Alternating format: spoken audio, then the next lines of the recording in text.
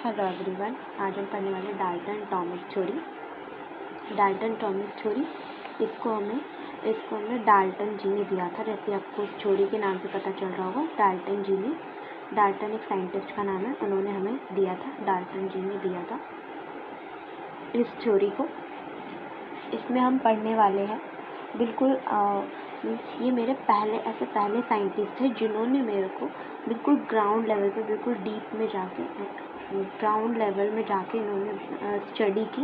बिल्कुल atomic level पे इन्होंने स्टडी की। किसके बारे में? मैटर की नेचर के बारे में। ठीक है, नेचर ऑफ मैटर के बारे में इन्होंने बिल्कुल ग्राउंड लेवल पे जाके स्टडी की। उसके बाद इसमें अब इनकी ये थ्योरी कहती क्या है? इनकी ये थ्योरी हमें 3 बातें बताती है। पहला कि अगर कोई एटम है, मतलब हमें जैसे कि पता है हर मैटर एटम से बना होता है। जो भी मैटर है वो मेरा जो है ये मेरा किससे बना होता है? एटम से बना होता है। ठीक है, एटम अभी कह रहे जैसे हमने 9th क्लास में पढ़ा है काफ़ी सारे कि बहुत सारे हमारे पास पीरियोडिक टेबल में काफ़ी सारे एलिमेंट्स होते हैं, जैसे कि हाइड्रोजन, हीलियम, लिथियम। ठीक है, तो ये सब हमने उसमें पढ़ा है पीरियोडिक टेबल में। इसमें मैंने पढ़ा है कि जैसे कि मैं एग्जांपल लेती हूँ हीलियम का। हीलियम के अंदर 2 एटम होते हैं। ठीक है, के अंदर 2 एटम होते हैं, तो दोनों इसी के होंगे।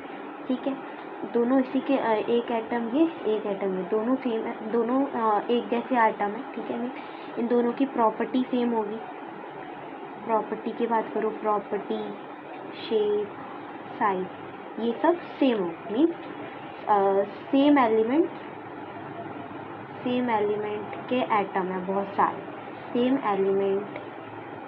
एलिमेंट के बहुत सारे एटम है। अगर मेरे पास बहुत सारे एटम है मेरे पास, तो इसका मतलब ये है कि इनकी प्रॉपर्टी, शेप और साइज सब सेम रहने वाले हैं। ठीक है, ये मेरी पहली बात होगी। और ये पे ठीक उल्टा केस होता है। मीन्स मैंने एक सोडियम का एटम लिया, एक मैंने क्लोरीन का एटम लिया और इसको मैंने मिला दिया। दोनों एटम की शेप अलग है, साइज अलग है, इसका हर चीज़ अलग है, इनफैक्ट इनकी प्रॉपर्टी भी अलग है। ठीक है, तो ये कहते हैं, ये है इसका पहला चीज़ कि अगर सेम एटम एक ही एलिमेंट के 2-3 एटम है। ठीक है, तो उनकी प्रॉपर्टी सेम होगी, शेप सेम होगा और साइज भी सेम होगा। अगर सेम एलिमेंट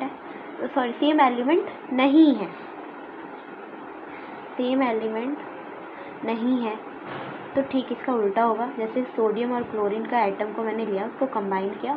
ठीक है, उसको मैंने कंबाइन करके रख दिया, तो ये क्या हुआ? दो डिफरेंट एलिमेंट्स के 2 मेरे पास अलग अलग एटम है। दोनों अलग अलग एटम है, तो उनका ये शेप में भी डिफर होंगे, साइज में भी डिफर होंगे और प्रॉपर्टी में भी डिफर होंगे। ठीक है, ये मेरी पहली बात होगी। दूसरी बात कहते हैं ये कि एटम का कुछ मास भी होता है। एटम हैव सम मास। ठीक है, इसका मतलब अपना कुछ मास होता है। और इसको हम कभी, ये मेरी सेकंड बात होगी। तीसरी बात ये है कि इसको इसका डिस्ट्रक्चरेबल, मतलब आप इसका स्ट्रक्चर को ना ही तो बना सकते हो, ना ही तोड़ सकते हो, तोड़ भी नहीं सकते, कुछ भी नहीं कर सकते आप इसके स्ट्रक्चर को। मीन्स ये डिस्ट्रक्टेबल है। ठीक, ये हो गई। और इसका मतलब एक ये भी है कि ना आप इसको क्रिएट भी नहीं कर सकते, ना ही आप इसको डिस्ट्रॉय कर सकते। ठीक है,